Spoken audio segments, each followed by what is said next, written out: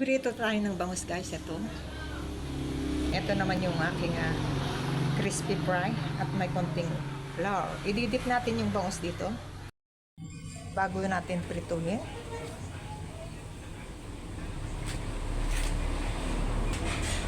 Idip natin sa crispy fry na may konting all-purpose flour. Natin pagpagin. Prito natin.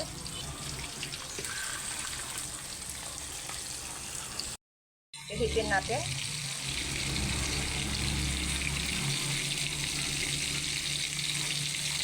Tuin natin yung kabila. Set aside natin. Dito na rin ako naggisa ng bawang. Lagay ko yung luya sa aking pinagprituhan para less hugas. Ilagay natin yung luya.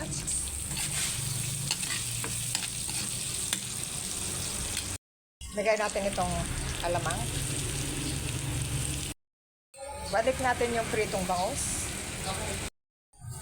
Ilagay natin itong gata.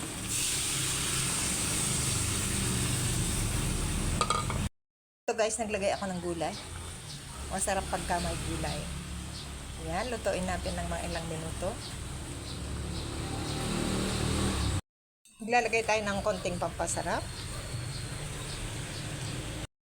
Ito na guys, ang final result ng aking ginataang bangus. Okay na to guys, pwede nang hanguin.